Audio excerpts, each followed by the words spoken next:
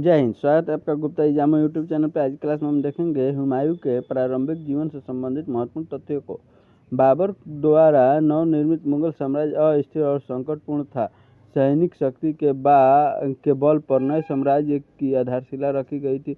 मुगल साम्राज्य की जड़ कमजोर थी। विरासत के रूप में हुमायूं को जो साम्राज्य प्राप्त हुआ, जिसकी रक्षा वह नहीं कर पाया और पूरे 15 वर्षों तक शरणार्थी का जीवन व्यतीत करने के बाद वह पुनः भारतीय साम्राज्य पाने में सफल हो गया।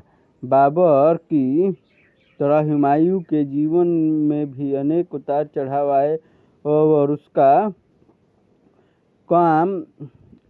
उसका जीवन कम रोमांचकारी नहीं था।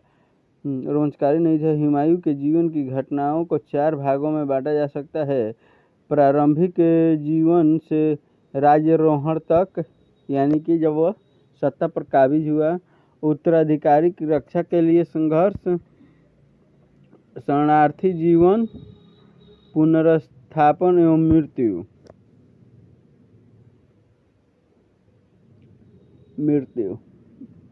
ये जो है 1955 नहीं होगा, यहाँ पे होगा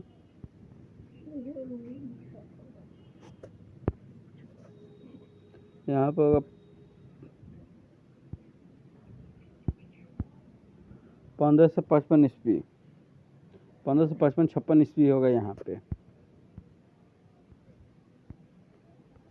56 ईस्वी होगा।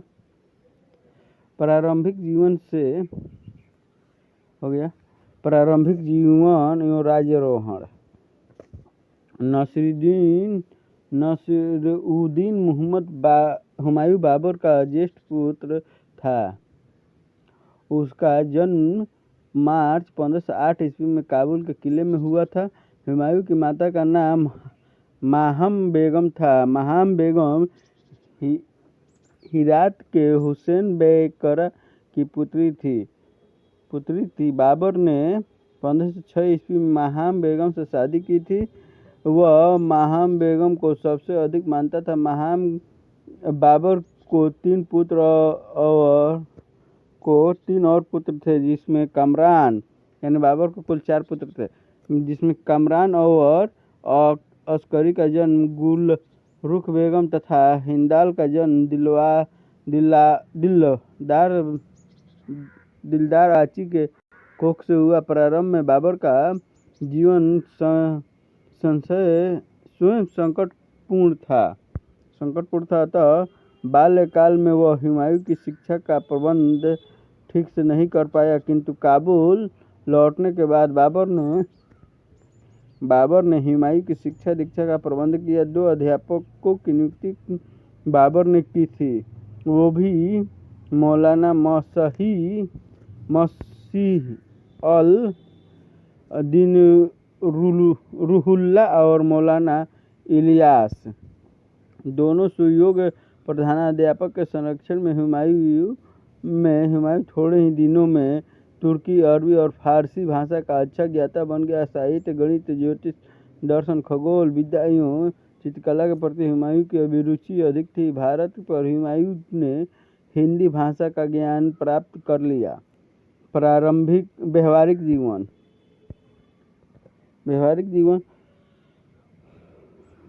मात्र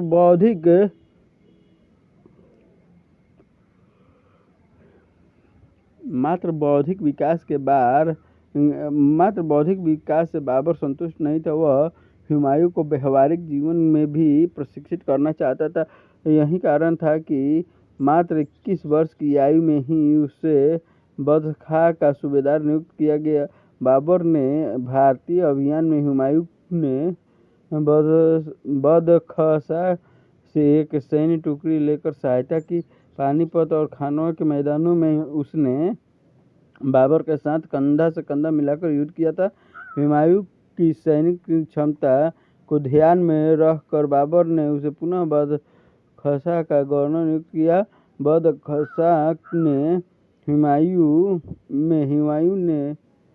हुमायूं 1527 से 1529 तक रहा। इस बीच उज़बेकों को दबाने में हुमायूं असफल रहा। अतः बाबर ने अतः बाबर ने अपने गिरते हुए स्वास्थ्य को देखते हुए उसे आगरा बुला लिया। आगरा में कुछ दिन रहने के बाद हुमायूं को संभल का जागीरदार नियुक्त किया गया। संभल में हुमायूं बीमार पड़ा। बीमारी की अवस्था में ही उसे आगरा लाया गया। बीमारी दूर होने के बाद बाबर ने अपनी मृत्यु के निकट को देखते हुए सभी सरदार की एक बैठक बुलाई और हुमायूं को अपना उत्तराधिकारी घोषित किया।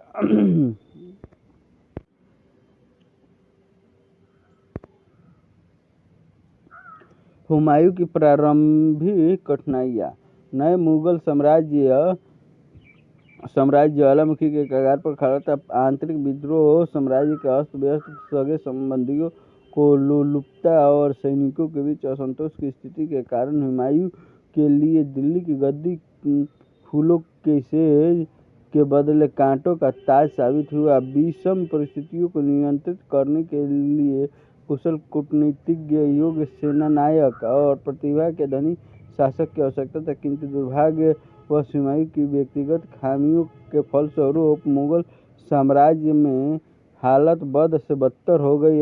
उत्तराधिकारी की रक्षा के लिए संघर्ष बहुमुखी विरोधी के बावजूद हुमायूं राज्यारोहण के बाद मुगल साम्राज्य की प्रतिष्ठा की रक्षा के लिए सक्रिय था। प्रारंभिक अवस्था में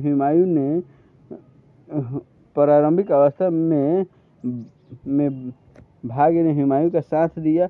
वह मुगल साम्राज्य का विस्तार करना चाहता था, अतः सामरिक दृष्टि से महत्वपूर्ण ठिकानों पर उसने अधिकार कायम करने के लिए आक्रमण की नीति अपनाई। कालिंजर पर आक्रमण। कालिंजर बुंदेलखंड में था। सैनिक दृष्टि से कालिंजर एक महत्वपूर्ण दुर्ग था। कालिंजर का शासक प्रतापरुद्र कालपी पर अधिकार करना चाहता था। राज्यारोहण के 5 या 6 महीने बाद हुमायूं ने कालिंजर पर 1531 ईस्वी में आक्रमण कर दिया। कालिंजर के दुर्ग पर मुगल सेना का घेरा कई महीनों तक रहा। इस बीच मोहम्मद लोदी ने जौनपुर और उसके निकटवर्ती क्षेत्र पर अधिकार कर लिया। ऐसी स्थिति में हुमायूं ने कालिंजर के शासक के साथ समझौता कर लिया। कालिंजर के राजा प्रतापरुद्र ने हुमायूं की अधीनता स्वीकार कर ली। हुमायूं को उपहार के रूप में 12 मन सोना प्राप्त हुआ। कालिंजर का राज्य नष्ट नहीं हुआ। प्रतापरुद्र हुमायूं का शत्रु बन गया और वह विरोधी अफगानों को सहायता देने लगा। इस प्रकार कालिंजर अभियान हुमायूं की भूल थी। मोहम्मद लोदी के विरुद्ध संघर्ष। मोहम्मद लोदी ने अफगानों को संगठित कर जौनपुर और आसपास के क्षेत्रों पर अधिकार कर लिया। हुमायूं ने मोहम्मद लोदी को दबाने के उद्देश्य से कालिंजर का घेरा उठा लिया और आगरा लौटकर एक विशाल सेना के साथ जौनपुर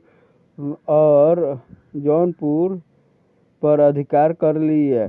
इस घटना के बाद मोहम्मद लोदी मुगल साम्राज्य के विरुद्ध आक्रमण करने का साहस नहीं जुटा पाया। कमरान का युद्ध। हुमायूं को अफगानों में मिर्जाओं के साथ उलझा रखा था। कमरान ने अपनी महत्वाकांक्षाओं को पूरा करने का निश्चय कर लिया। उसने अफगानिस्तान का प्रबंध अस्करी को सौंपकर पंजाब, मुल्तान और लाहौर पर अधिकार कर लिया। हुमायूं को विवशता में पंजाब, मुल्तान और लाहौर पर कमरान का अधिकार को मान्यता देनी पड़ी। चुनार का घेरा। चुनार का दुर्ग शेर खां के अधिकार में था। शेर खां कुशल कूटनीतिज्ञ था। वह मुगलों के साथ प्रत्यक्ष युद्ध कर अपनी सैन्य शक्ति को नष्ट नहीं करना चाहता था, इसलिए उसने हुमायूं के साथ समझौता कर लिया। हुमायूं भी गुजरात के शासक बहादुर शाह को दबाना चाहता था, अतः संधि के लिए जब शेर खां को द्वारा पहल की गई तो हुमायूं ने उसे स्वीकार कर लिया। चुनार का दुर्ग शेर खां को सौंप दी गई। शेर खां ने मुगलों की अधीनता स्वीकार कर ली और 500 अफगान सैनिकों के साथ अपने पुत्र कुतुब खां को हुमायूं की सेवा में भेज दिया। हुमायूं शेर खां की चालाकी समझ नहीं पाया। शेर खां ने अपनी शक्ति बचाकर बंगाल विजय में सफल हो गया। चुनार का दुर्ग शेर खां को सौंपकर हुमायूं ने भूल की।